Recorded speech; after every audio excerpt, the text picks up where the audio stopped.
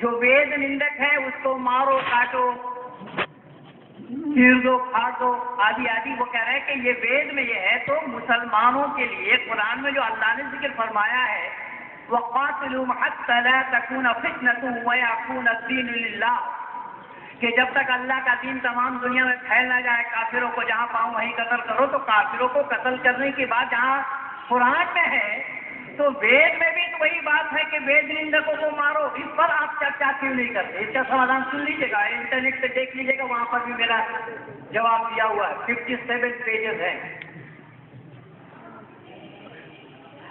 जिम्मेदारी के साथ मैं आप लोगों से पूछ रहा हूं, अगर आप लोगों को मालूम हो तो जिम्मेदारी के साथ आप लोग जवाब देना, जिससे हम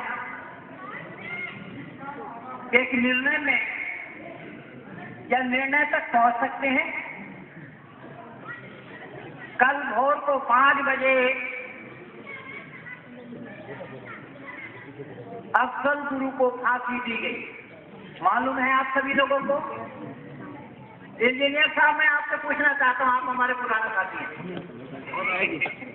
इंजीनियर साहब ने मेरे बहुत लेखों का प्रचार किया है। मेरा एक लेख है, कुरान में गैर मुस्लिमों को जीने का हक नहीं। और माननीय इंजीनियर साहब आज कई वर्षों से उसके भरपूर प्रचार इलाके में किए हैं। मैं मुजफ्फरनगर जिला में एक गांव में गया, रसड़ा या खरसड़ा ऐसे कुछ गांव है, जो डॉक्टर रतन सिंह जी यहाँ होते थे, उन्हीं के गांव में। तो वहां भी मैं देखा कि डॉक्टर साहब का कागज वहां भी पहुंचा हुआ है। तो हाँ सर, साथी आप भी रहे होंगे, हाँ? तो उन्होंने दिखाया मेरे को ये कागज आपने लेके, मैंने कहा बिल्कुल। इसलिए मैंने माननीय इंजीनियर साहब को थोड़ा सा तकलीफ दिया कि प्रायः हम सब लोगों को मालूम हुआ, हम क्यों नहीं, हम भारतवासियों को नहीं, पूरे विश्व के आंगन में सबको पता चला कि अफजल गुरु नाम का एक आतंकवादी, जो कि कश्मीर का रहने वाला, और कई वर्ष पहले भारत के अंदर में सांसद भवन में जो गोलियों का बौछार किया गया था, उसका मास्टरमाइंड था, जिसको कल फांसी पर लटका दिया गया। तो मैं आप लोगों से यह पूछना चाहता हूं कि भाई फांसी पर क्यों लटकाया गया? पूछ रहा हूं आप सभी जनों से।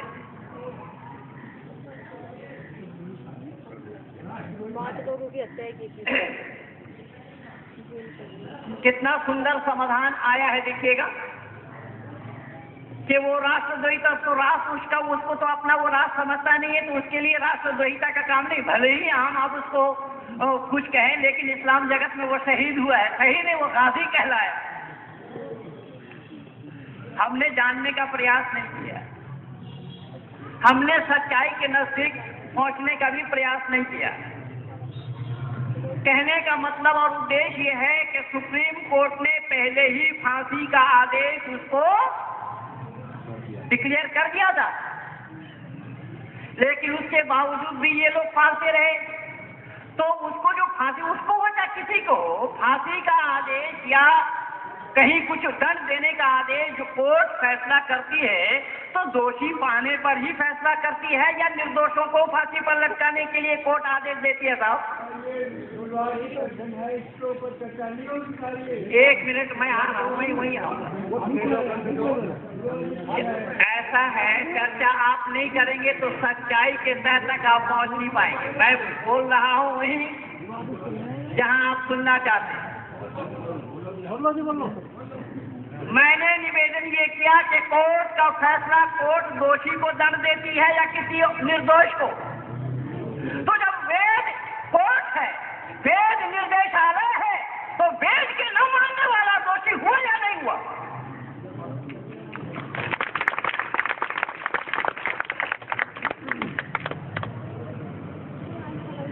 मैं कोई विवादित बात नहीं उठा रहा हूं, पर हाँ, हिंदुओं का दिमाग का दिवाला निकल चुका है। अभी एक डॉक्टर है, वो डॉक्टर अपने को क्या नाम बताया, राम साहब है एक कोई, उन्होंने बोला कि जो वेद में है वही कुरान में है। मैंने कहा एक बोलो, एक बोल भैया तू। अपने को फन निखा मान रहा कि मेरी बेटी ये की है, वो की है, निशानाबाजी में प्रथम आई है। जरूर आप जानने होंगे कौन है आप। अब रामपाल है, श्यामपाल है, उसको अकल का दुश्मन, उसको पता नहीं। मेरे एक प्रमाण दे दे, जो वेद में है वो कुरान में है, एक प्रमाण दे हमें। तो इस तरीके से अनर्गल प्रलाप किया जा रहा है, मानवता पर कुठाराघात किया जा रहा है। तो वेद जब सर्वोपरि है, ऋषि दयानंद कोई पागल नहीं थे ना, पागल कुत्तों ने काटा था उनको। जो आर्य समाज के तीसरा नियम में लिखा है, वेद सफल विधाओं की पुस्तक है, वेद का पढ़ना, पढ़ाना, सुनना, सुनाना सब आर्यों का परम धर्म है। उन्होंने केवल कहानियों को प्रमाण दिया है कि क्यों वेद ही ईश्वरीय ज्ञान है। तो ईश्वरीय ज्ञान जब वेद है, जब सुप्रीम हो गया है, जो सर्वोपरि सिद्ध हो गया है, सता प्रमाण है, प्रता प्रमाण है वेद, तो उसके खिलाफ जो काम करेगा तो बतलाइए वो दंडनीय है या नहीं है? दंड के आप हकदार हुए या नहीं हुए? तो वेद में क्या गलत है भाई? वेद में क्या गलत है वो बताए कोई माई का लाल। आज 1-2 साल से नहीं, मैं 29 वर्षों से प्रचार कर रहा हूँ। 29 वर्ष हो गया है मुझे आपके इस बावली से निकले हुए, बरवाला से निकले हुए। 1983 से लगातार मैं विश्व के आंगन में परमात्मा की असीम अनुकंपा है। कई बार यूरोप जैसे कंट्री में जाने का अवसर मिला है।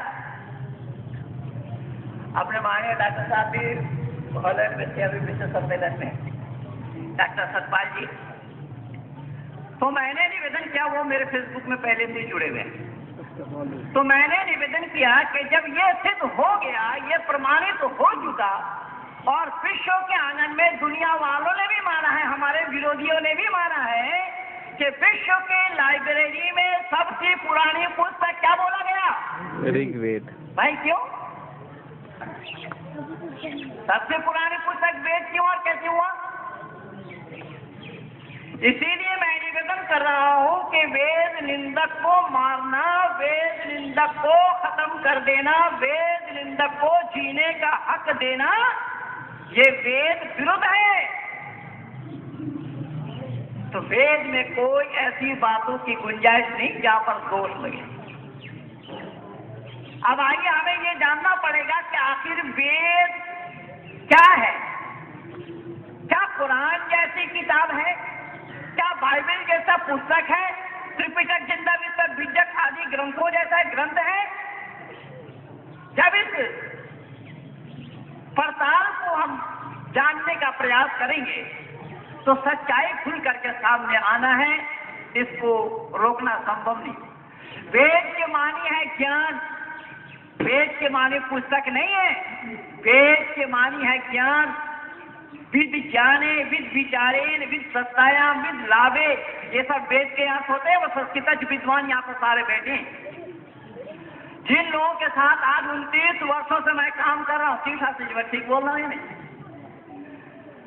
जिन विद्वानों के साथ मैं आज 29 वर्षों से काम कर रहा हूँ, और मुझे खुशी इस बात से है कि मैं बड़ौत आ रहा हूँ। इस बड़ौत में बहुत सारे बरवाला वालों की दुकान है। इस लाइन में जब जाएंगे कल्चर परिसर बहुत सारे दुकान करते हुए बहुत से ऐसे मिलेंगे। उन दिनों में एक डॉक्टर होते थे, डॉक्टर सुब्बा करीब, कश्मीरी डॉक्टर बोला जाता था। इस समय नहीं है, मैं एक बार आकर के ढूंढा उसको भी। तो मैंने निवेदन किया कि यहाँ के बड़ौत जब मैं आने लगा हूँ तो मैं खुशी से अपने से बाहर हो रहा था, और इसी अपने से खुशी में बाहर होने के कारण ही मैं कल आप लोगों से वंचित रह गया। मैं लुढ़का सड़क पे घुटने में चोट आई, लेकिन मन कहाँ मानने वाला था। मैंने डॉक्टर साहब का फोन पर फोन, मैंने कहा मैं प्रयास तो कर रहा हूँ, बोले आप किसी हालात में आ जाए। तो मुझे खुशी इस बात से है कि मैं दुनिया के किसी कोने से वेद को नहीं जाना था। अगर वेद को मैंने जाना, वेद को मैंने अगर पाया तो आपके पास बरवाला में रहते हुए पाया। बरवाला का एक मास्टर था जिसका नाम था कृष्णपाल सिंह, जो गुरुकुल इंद्रप्रस्थ के वो साइंस के अध्यापक, जो आज नहीं रहे। उसी गांव के मुसलमानों के साथ, नीलगर वालों के साथ चल रहा था, उसमें वो मार दिए गए। मास्टर कृष्णपाल सिंह के माध्यम से गुरुकुल इंद्रप्रस्थ में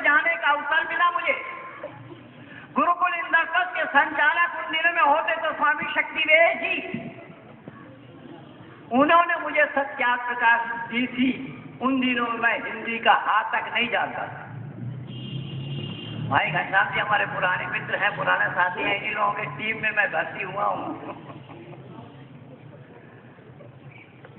उस उर्दू वाली सत्याग्रह प्रकाश को पढ़ने के बाद मैंने तमाम मुस्लिम इंस्टीट्यूट में सवाल लिख करके भेजा। आपके पड़ोस इमाम साहब मुफ्ती साहब थे, न मालूम आज है या नहीं मुझे मालूम नहीं है, बुजुर्ग हो चुके थे पहले से ही।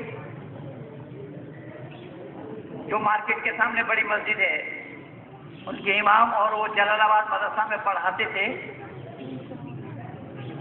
इस आसपास में जितने भी बड़े बड़े मदरसे हैं, एशिया का सबसे बड़ा मदरसा है दारुल उलूम देवबंद में, मदरसा मुजाहिर उलूम सहारनपुर, मदरसा अरबिया जो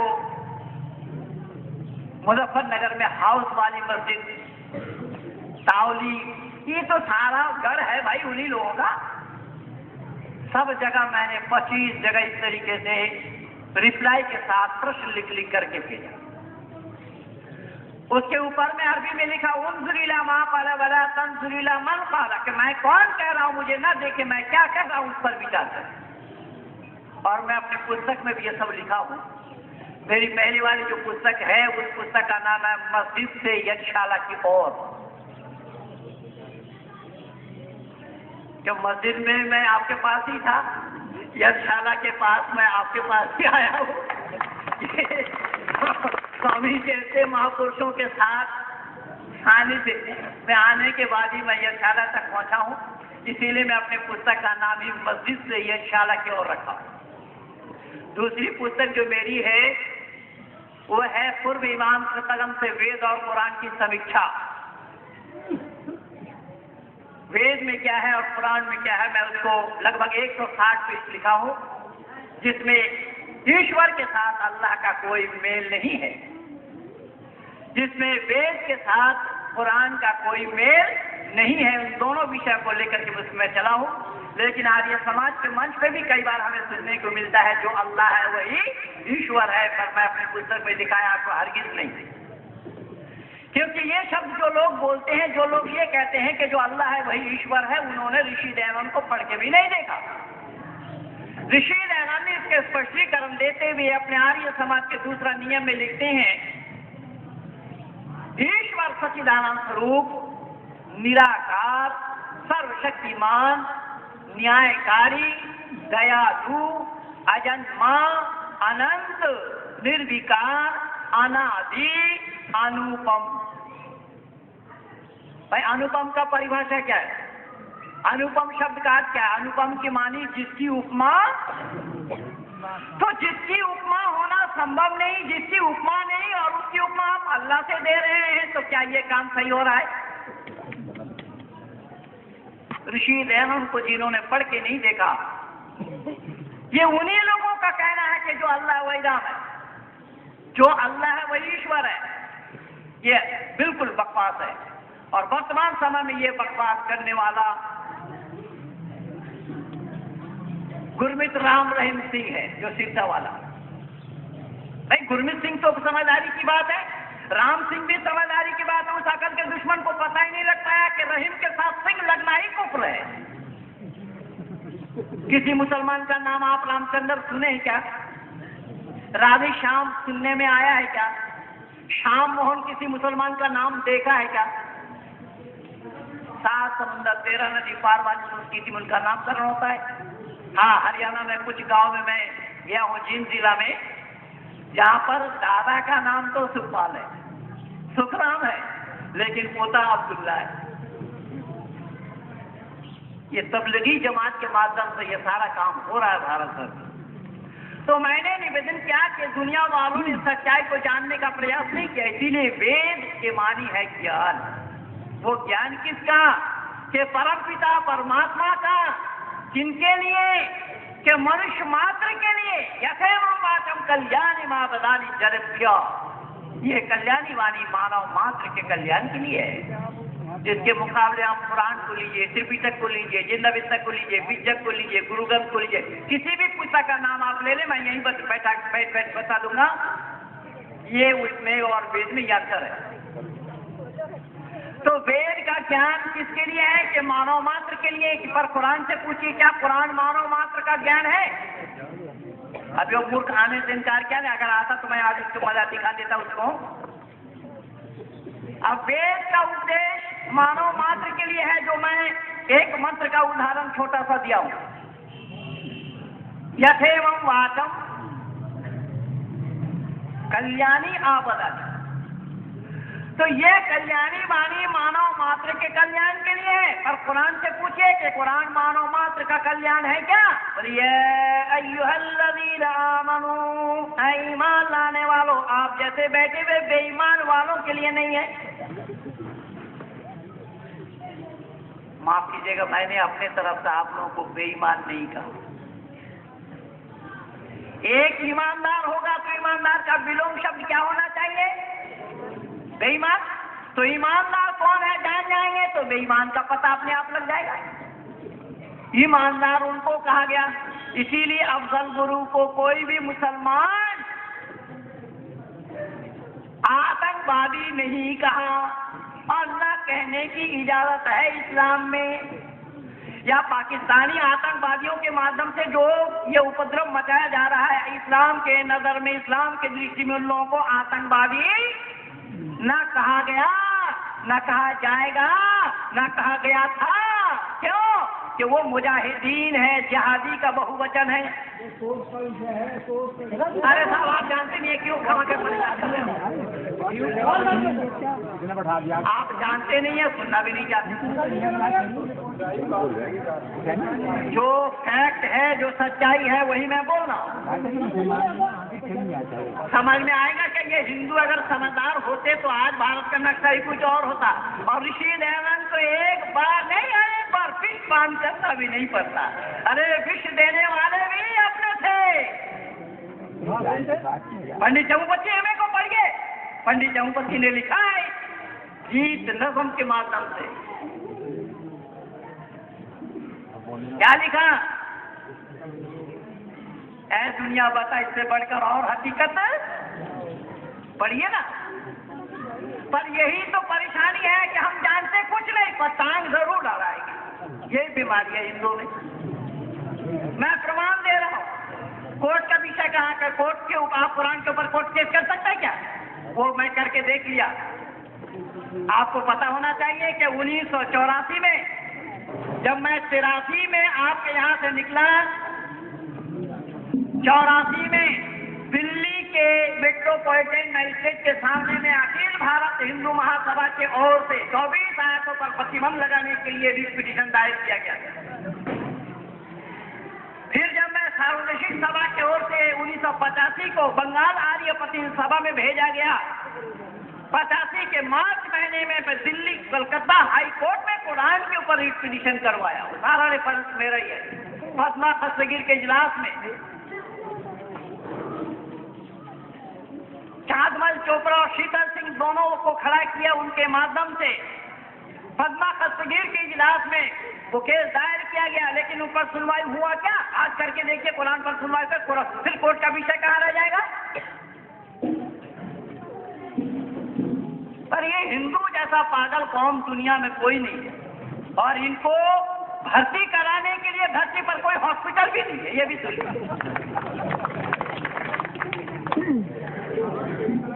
तो मैंने निवेदन किया कि वेद क्या है कि मनुष्य मात्र के लिए ज्ञान है, लेकिन कुरान मनुष्य मात्र के लिए ज्ञान नहीं है। आप कहेंगे कैसा? मैं प्रमाण दे रहा हूं। कुरान अगर मनुष्य मात्र के लिए ज्ञान होता तो ये अंदाजा लगाइए, आप प्रायः लोगों को भी ये जानकारी है। कुरान के अनुसार जब कोई मुसलमान पति अपने पत्नी को 3 तलाक दे दे, वो पत्नी अवैध हो जाती है। दूसरे किसी पुरुष के साथ इद्दत पालन के बाद उसको निकाह कराना पड़ता है, और दूसरा पति जब वो छोड़ दे तब पहले वाली पति के पास आ सकती है। इसको हलाला कहा है कुरान ने। क्या कोई गैर इस्लामी यानी मुसलमानों के अलावा इस कानून को कोई मानने के लिए तैयार होगा क्या? आप जिम्मेदारी के साथ अपने दिल में हाथ रख करके बोलिए, ये कानून कोई मानने के लिए तैयार होगा क्या? क्या हिंदू मानता है इस बात को? अच्छा, उसको भी मैं छोड़ देता हूँ।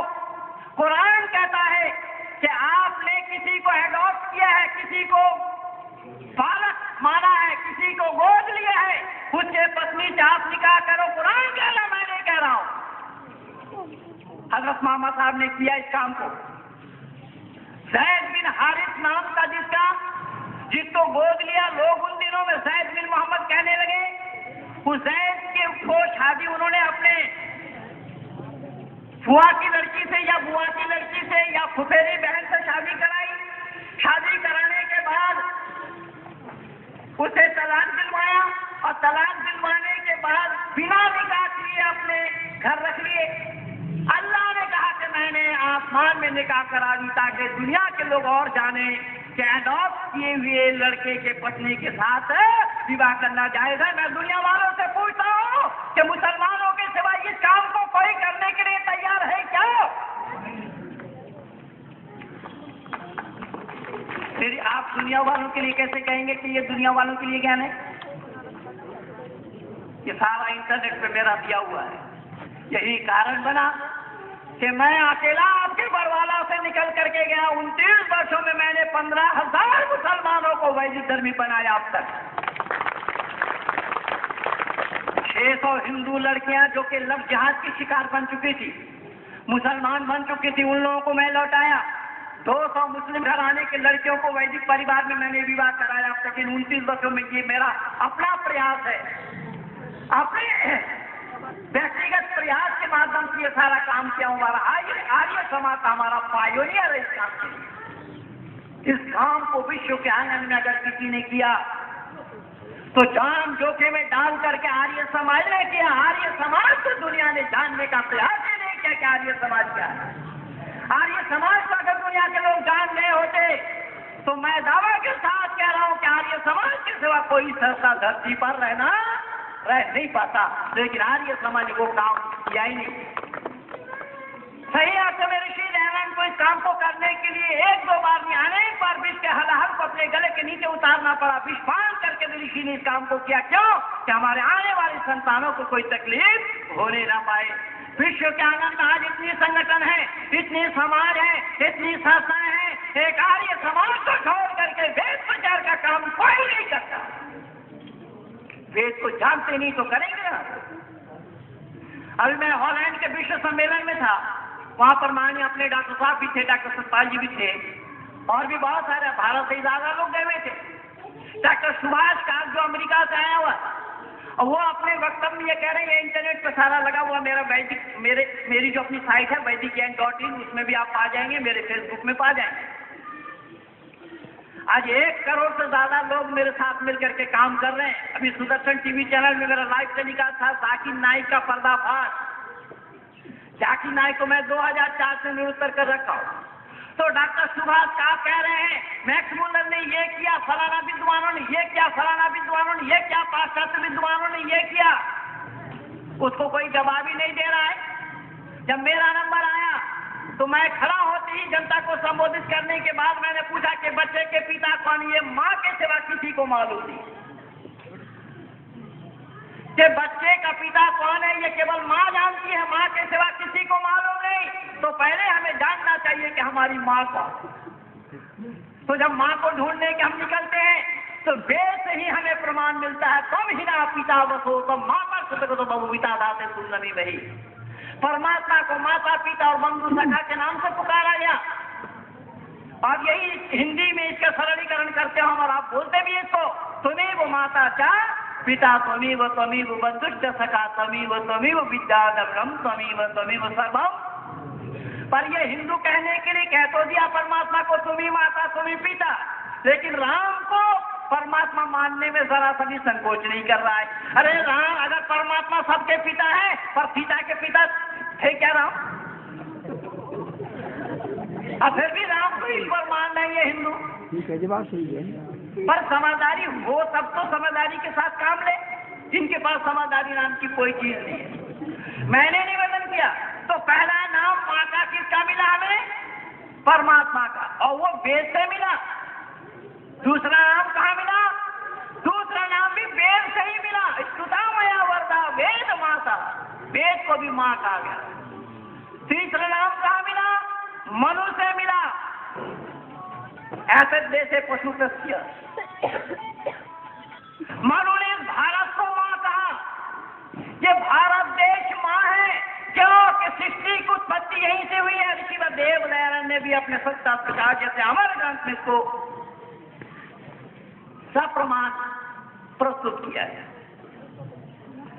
कि भारत से मनुष्य की उत्पत्ति हुई। चौथा नंबर का माँ कौन मिला?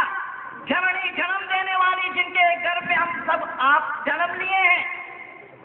पांचवा नाम गाय का आया है और छठा नाम गंगा को कहा गया। मैंने कहा सातवां नाम कोई बता दे। तो जब ये सिद्ध हो गया कि ये माँ है और माँ ही कह रही है कि तुम्हारा नामकरण हमने और तुम्हारे पिता ने मिल करके किया है। बोले अहम भूमि में आददाम आर्य, वेद में आया ये भूमि मैंने आर्यों को दी। बोले आर्य कौन है? तो ब्राह्मण ग्रंथों से हमें पता लगता है कि आर्य नाम ईश्वर पुत्र हो। आर्य ईश्वर के पुत्र है। तो जब आर्य ईश्वर के पुत्र है और पुत्र कोई पिता के गुणों को धारण करे तो पुत्र कहलाएगा। अगर पिता के गुणों को धारण नहीं करता तो वो पुत्र कहलाने के हकदार नहीं बनेंगे। तो जब पिता के गुणों को धारण करने के बाद हमारा नाम आर्य पड़ा तो यहाँ माता और पिता यानी पिता परम पिता परमात्मा और वेद रूपी माँ परमात्मा रूपी माँ हमारा नामकरण किया। हमारा नाम आर्य है। यही कारण मेरा अहम भूमि महाधाम आर्य हो, ये भूमि मैंने आर्यों को दिया। तो हमें किसी से जन्मपत्री बनाना पड़ेगा क्या? अरे बोलो तो सही, पढ़ो तो वालों। इसका मतलब ये हुआ हमें किसी से ये प्रमाण देने की आवश्यकता नहीं है। यही कारण बना के वेद स्वतः प्रमाण है और प्रतः प्रमाण। सूरज को दीपक दिखा करके आप बताएंगे कि ये सूरज है? तो वेद के ऊपर आक्षेप लगाने का तात्पर्य भी ठीक यही है, लेकिन दुनिया ने वेद को जाना। यही कारण बना कि वेद के मानी है ज्ञान। वो ज्ञान किसका? परमपिता परमात्मा का। किनके लिए? मनुष्य मात्र के लिए। कितना? मानव मात्र को जितना चाहिए। कब से? आदि सृष्टि से। किस भाषा में? कि मनुष्य मात्र की भाषा में। बिल्कुल सीधी सी बात है। मनुष्य मात्र का भाषा आप कहेंगे कैसा मनुष्य मात्र का? वेद तो संस्कृत में है। संस्कृत तो केवल भारत में बोली जाती है। लेकिन नहीं, दुनिया ने इस सच्चाई को जानने का प्रयास नहीं किया। मेरे पास बहुत सारे लोगों के सवाल आते रहते इस तरीके से, जिसका हल मैं देता रहता हूँ कि मनुष्य मात्र का भाषा एकमात्र भाषा है संस्कृत। और संस्कृत शब्द का अर्थ होता है निर्दोष, जिसमें दोष ना लगे, जिसमें दोष ना हो, उसका नाम संस्कृत है। और संस्कृत भाषा इसीलिए मनुष्य मात्र का है कि जिसमें स्वर है। बाकी 4000 से कुछ भाषाएं आज धरती पर हमें देखने को, सुनने को, पढ़ने को मिलता है, लेकिन कहीं पर भी स्वर नहीं है। वो स्वर केवल और केवल संस्कृत में है। जैसा उदाहरण के रूप में मैं निवेदन कर रहा हूं, जब बच्चा भूमिष्ठ होता है तो बच्चा ये मुसलमान परिवार में बच्चा जन्म लेकर के अल्लाह अल्लाह रोता है, मोहम्मद मोहम्मद पुकारता है, कुरान कुरान कहता है, जरा जल्दी बोलता। हिंदू परिवार में जन्म लेकर के राम राम चिल्लाता है, वेद वेद चिल्लाता है, रामायण रामायण चिल्लाता है, शिवाजी शिवाजी पुकारता है, जरा जल्दी बोलता। ईसाई परिवार में जन्म लेकर के ईसा ईसा मरियम मरियम गॉड गॉड या बाइबल बाइबल पुकारता है। अर्थात धरती के आदि से, सृष्टि के आदि से लेकर मानव जब धरती पर आया, सभी के रोने हंसने चिल्लाने पुकारने की आवाज सबकी एक है। क्यों? अगर अलग हो गया होता तो ये दोष परमात्मा पर लगता। जिस पर दोष लगे वो परमात्मा नहीं हो सकता, लेकिन हाँ अल्लाह तो हो सकता है। आप कहेंगे कैसा? मैं प्रमाण दे रहा हूं। अल्लाह ने जिक्र फरमाया, इन्नल्लाह यर्ज़ुक़ु मन यशाअ बिग़ैरि हिसाब। अल्लाह ताला जिसको चाहते हैं बेहिसाब रोजी दे देते हैं। ऋषि दयानंद लिख रहे हैं कि अल्लाह बिना हिसाब वाला है, इसीलिए अल्लाह हिसाब जानते ही नहीं, जबकि रोजी हिसाब से ही देना चाहिए। है? हम इतने लोग बैठे हैं, इतनों में से किसी को बेतहाशा अगर अल्लाह रोजी दे दे तो सबके साथ न्याय होगा या अन्याय? तो कुरान का अल्लाह अन्यायकारी है, पर वेद का परमात्मा न्यायकारी है। पढ़िए ना ऋषि दयानंद। ऋषि दयानंद को लोग पढ़ना नहीं चाहते, बहुत कठिन पुस्तक है भाई दत्तात्रेय का, पढ़ना चाहते हैं क्योंकि गुरुदत्त विद्यार्थी जैसे लोगों ने 17 बार पढ़ा, 1-2 बार, और वो लिख रहे हैं कि 17 बार पढ़ने के बाद जब मैं पढ़ा तब नई नई बातें इससे हमें मिली। और यहाँ तक गुरुदत्त विद्यार्थी लिख रहे हैं कि अगर मेरे पास इतनी संपत्ति है, पूरी संपत्ति बेच करके अगर मैं लेता तब भी दत्तात्रेय का मूल्य ज्यादा है। लोगों ने जाना नहीं, तो मैंने निवेदन किया केवल इतना नहीं, कुरान में अल्लाह ने जिक्र फरमाया वअतुइज़्ज़ु मन तशाअ वतुज़िल्लु मन तशाअ बियदिकल खैर इन्नका अला कुल्लि शैइन कदीर। अल्लाह ताला जिसको चाहते हैं इज्जत देते हैं और जिसको चाहते हैं बेइज्जत करते हैं, क्योंकि अल्लाह ताला सब पर कादिर मुतलक हैं, सब पर कुदरत रखते हैं। इसीलिए अल्लाह ताला जिसको चाहते इज्जत देते, जिसको चाहते बेइज्जत करते हैं। मैं हाथ जोड़ रहा हूँ, विनती कर रहा हूँ आप लोगों से कि कोई एक सब आदमी किसी को खामखा बेइज्जत कर सकता है क्या? अरे भाई पड़ोस वाले बोलो तो सही। पर पड़ोस में आने में मुझे 29 साल लगा देखने। मैं बरवाला से निकला तो आज पहली बार पड़ोस बोलने के लिए आया, और बावली इंटर कॉलेज में तो कई बार आया। भाई रामपाल जी प्रिंसिपल थे तब आए, अभी सुरेश जी हैं तो सभी आए, क्योंकि उनके साथ मेरा पारिवारिक संबंध रहा। उनके चाचा भी दिल्ली में रहते हैं, यमुना बिहार में हम साथ रहते रहे। हमारे माने जी भी गए वहां पर, ऋषिपाल जी। तो मैंने निवेदन किया कि अल्लाह और ईश्वर में यहाँ भेद दिखाई पड़ रहे या नहीं पड़ रहे? यही कारण बना ऋषि वरदेव दयानंद ने कहा कि दुनिया के लोगों, गुड़ और गोबर बोलिए तो एक नहीं है, खांड और खल एक नहीं है। बस किसी को ही विचार पूर्वक सबको ग्रहण करने में और असत को छोड़ने में सर्वदा उद्यत रहना चाहिए। फौरन चौथा नियम में ऋषि ने, और मानव वही है जो सत को ग्रहण करता है और असत को छोड़ देता है, वो मानव है। क्यों? कि मानव वह है मत्वा कर्मणि सिद्धते, जो विचारवान है, विचारशील है, विचार पूर्वक काम करता, उसका नाम मानव होता है। लेकिन जितने भी मजहब है दुनिया में, वहां पर विचार आप कर नहीं सकते। तो जो सवाल जवाब मेरा चल रहा है, उसने जो जवाब दिया है मुझे, मेरा इंटरनेट पे पड़ा हुआ है, इस्लाम जगत के विद्वानों से कतिपय प्रश्न सही जवाब मिलने पर इस्लाम सीखा। इसमें 15 सवाल हैं, केवल उन 15 सवालों का जवाब देने का प्रयास किया है जो अनवर अहमद चलाया था, जो मुश्फिक सुल्तान ने दिया है। अब उसने जवाब क्या दिया देखिएगा। उसने चांद का टुकड़ा होना मोहम्मद साहब के द्वारा सही माना, और सूरज का निकलना हनुमान जी के द्वारा उसको गलत माना। तो मैंने कहा कि भाई गलत तो गलत होगा, चाहे तुम्हारे पास हो चाहे हमारे पास हो। गलत तो गलत ही है, वेद इसी गलती को दिखाता है। जो विचारवान होगा वो विचार पूर्वक निर्णय लेते हुए मानेंगे। मैंने कहा ये तुम नहीं कह रहे हो, तुम्हारा मजहब कह रहा है। इसीलिए मुश्फिक सुल्तान ये याद रखना, मजहब अंदर बुद्धि बाहर। क्या बोला मैंने? अगर मजहब को किसी ने ग्रहण कर लिया तो बुद्धि को बाहर कर दिया। और मनु ने क्या लिखा, सर के अनुसंधान सदन वेद देता रहा। हर बात को तर्क के कसौटी पर कसो, जवाब दे तो मानो, जवाब ना दे तो मत मानना। हमारे यहाँ पर तर्क वही ऋषि कहा गया, तर्क को ऋषि कहा गया, ऋषि का नाम तर्क है। और तर्क के बिना हम सही और गलत का निर्णय भी नहीं ले सकते हैं। लेकिन कुरान के तज़ालिकल किताब ला रही बफी, कोई शक व शुबा की गुंजाइश इस किताब के अंदर अगर उसमें शक है फिर भी आप संदेह नहीं कर सकते हैं। तो यहाँ आंसर आ रहा है या नहीं आ रहा है? तो मैंने निवेदन किया कि मजहब को जो अपना लेता है वहां पर बुद्धि से काम लेने के लिए प्रतिबंध, इसीलिए मजहब अंदर और बुद्धि बाहर, चाहे इस्लाम नहीं, जितने भी हैं सबको ले लीजिए। तो लोगों ने सच्चाई को जानने का प्रयास नहीं किया। यही कारण बना के वेद सब सत्पिताओं की पुस्तक है, और वेद को परमात्मा ने उसी भाषा में, मनो मात्र के भाषा में, मनुष्य मात्र के भाषा में दिया, जिसके लिए मैंने निवेदन किया, जिसमें स्वर होता है। स्वर उसको कहा जाता है जो बिना सहयोग, बिना तारल्य बोले उच्चारण करे, उसका नाम स्वर है, और जो स्वर के सहयोग से उच्चारण करे उसका नाम व्यंजन है।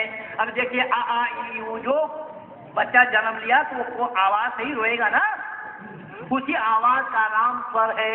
लेकिन अरबी, उर्दू, फारसी के पहला लेटर लीजिए अलीफ है, और अलीफ को जब आप हिंदी अक्षरों में लिखेंगे तो आ, ला, ई और फा लिखना पड़ेगा, तभी उच्चारण बनेगा अलीफ। तो ना ये स्वर है ना ये व्यंजन है, सबको खिचड़ी बनाया हुआ है।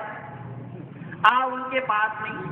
आप इंटरनेशनल लैंग्वेज, आप अंग्रेजी को मानते हैं, पर अंग्रेजी इंटरनेशनल लैंग्वेज है या नहीं मैं तो नहीं जानता, लेकिन 7 भाषा को मैंने नजदीक से पढ़ा। 3 भाषा में मैंने MA करने के बाद भी मुझे ये जानकारी नहीं थी।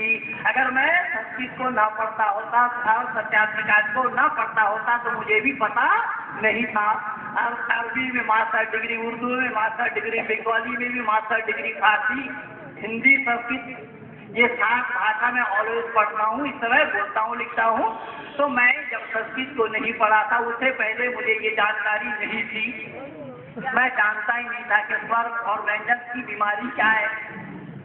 तो स्वर वो केवल और केवल संस्कृत में है, बाकी कहीं स्वर नहीं है।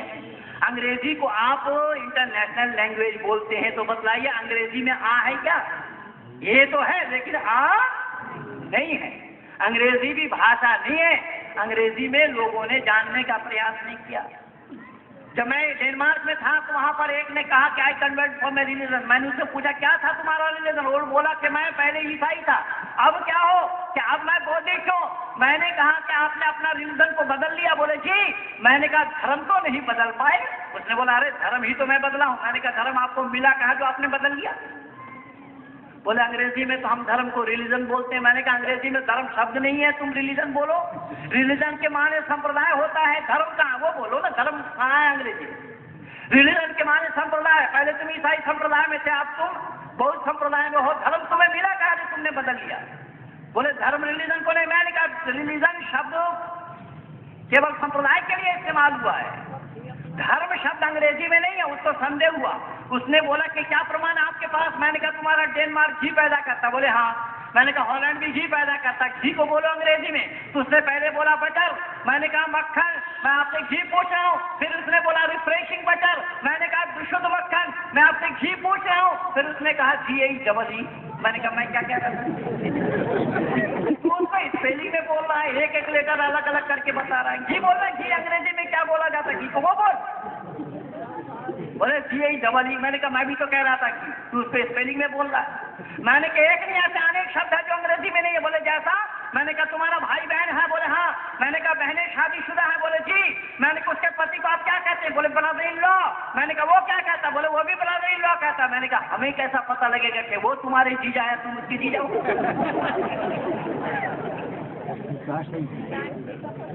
नहीं जानते ये। तो दुनिया के लोग अंधकार में ही विचरण कर रहे हैं, सत्य के नजदीक पहुंचने का प्रयास नहीं किया, और हमारे लोगों ने भी सत्य की जानकारी नहीं कराई। कैसा उदाहरण के रूप में मैं बोल रहा हूं। अर्जुन ने अपने जिंदगी में कभी झूठ तक नहीं बोला। बड़े भाई को उन्होंने जुआ खेलने से भी रोका। अर्जुन को हमने क्या कहा? केवल और केवल वीर कहा। और जिन्होंने घर के संपत्ति को जुआ के बाजी में हारा, उसे भी तसल्ली नहीं हुई। घर के फूल वधु को भी जुआ के बाजी में लगा दिया। उन्हें क्या कह रहा है कि आप लोगों ने जरा जिम्मेदारी के साथ धर्मराज बताओ। धर्मराज कहा गया है। जब आदि सृष्टि में वेद में आया है जुआ खेलना पाप है, खेती कर जुआ मत खेल। परमात्मा ने आदि सृष्टि में अपने संतानों को उपदेश दिया है। राजाष्टपति भी चिल्ला चिल्ला कर कह रहे हमारे देश में कोई जुआरी नहीं, शराबी नहीं, व्यभिचारी नहीं, चोर तक नहीं है। तो जिस देश में जुआरी, शराबी, व्यभिचारी, चोर तक नहीं, उसी देश में जुआरी को धर्मराज कहना ये कहाँ सही है भैया?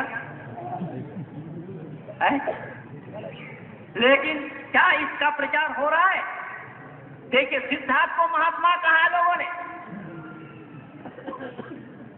महान आत्मा किसको कहा जाता है? जिसकी आत्मा महान हो। आत्मा को महान बनाने की परिपाटी क्या है? तो ऋषि दयानंद लिखते हैं, आत्मा का सर्वांगीण विकास करते इस आत्मा को जो परमात्मा के साथ जोड़ दो, उस आत्मा का नाम महान आत्मा है।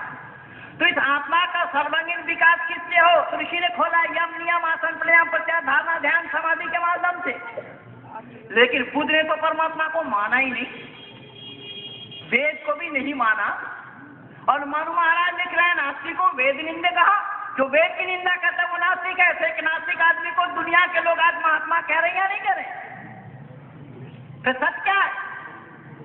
सबने मिल करके सच पर ही पर्दा डाला है। तो मैंने निवेदन किया केवल बांगी के रूप में मैं, हालांकि समय थोड़ा ज्यादा ही हो गया है, कोई बात नहीं, मेरे समय तो बहुत है, मैं जानता हूँ। अभी इसमें जल्दी जाना नहीं, अगर जाना होता तो कल ही चले जाते। ये तो स्वामी जी का आशीर्वाद है। स्वामी जी का वर्ष है ऐसे महापुरुषों का कि जिन्होंने अपने आगोश में मुझे लिया है और मुझे सिखा रहे हैं, मुझे बतला रहे हैं, मुझे पुशिंग कर रहे हैं कि बेटा आगे बढ़, हम साथ हैं। ऐसे महापुरुषों का आशीर्वाद 29 वर्षों से मुझे मिलता आ रहा है। इसीलिए मैं निवेदन कर रहा हूँ कि सही अर्थों में हमने सच को जानने का प्रयास नहीं किया। सत्य क्या है उसके नजदीक हम नहीं गए। ऋषि वरदेव दयानंद ने अनेक बार विष पान करके भी इतना कुछ किया, वेद का प्रचार किया। ऋषि दयानंद को वेद उद्धारक दुनिया ने नहीं कहा, पर शंकराचार्य को वेद उद्धारक बोल दिया। कौन शंकराचार्य? जो शंकराचार्य स्त्री शूद्रों आदि श्रुति कह रहे हैं कि महिलाओं को, शूद्रों को वेद पढ़ने का अधिकार नहीं है। पढ़ ले तो जुबान काट दो, सुन ले शीशा पिघाल कर कान में डाल दो। ये आदि गुरु शंकराचार्य का कहना है। अगर इतनी कह के बात को विराम देते फिर मैं समझता हाँ कुछ है, लेकिन उन्होंने एक कदम आगे बढ़ाते हुए कहा कि नारी नरक का द्वार। तो जिन्होंने नारी को नरक का द्वार कहा उन्हें लोगों ने वेद उद्धारक कहा।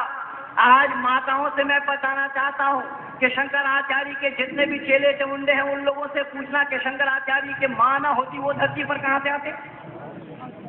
तो जिन्होंने अपने माँ को नरक का द्वार कहने में भी संकोच नहीं किया, उनको वेद उद्धारक कहा जा रहा है। ऋषि दयानंद के जीवनी को पढ़िए। एक शिवालय के सामने एक छोटी सी बच्ची को ऋषि ने नमन किया, नमस्ते की। तो जो विरोधी लोग थे उन्होंने कहा कि स्वामी जी आप तो मूर्ति नहीं पूछते कि, लेकिन शिवालय के सामने मैं भी झुकते हुए देखा आपको। मैं शिवालय के सामने नहीं झुका, मैंने तो इस बेटी को नमस्ते की। अरे इतनी छोटी सी बच्ची को आप नमस्ते कर रहे हैं। स्वामी जी ने कहा भाई ये हो सकता तुम्हारे लिए छोटी सी बेटी हो, लेकिन मातृ शक्ति का गुण मैं इनमें अंदर देख रहा हूँ, इसीलिए मैं मातृ शक्ति को नमन करता हूँ। एक तरफ तो वो ऋषि थे जिन्होंने मातृ शक्ति को नमन कर रहे हैं, और एक तरफ दुनिया ने उनको वेद उद्धारक कह दिया जो नारी को नरक का द्वार बताए। बताइए क्या पाठ पढ़ाया जा रहा है। इसीलिए मनु जी को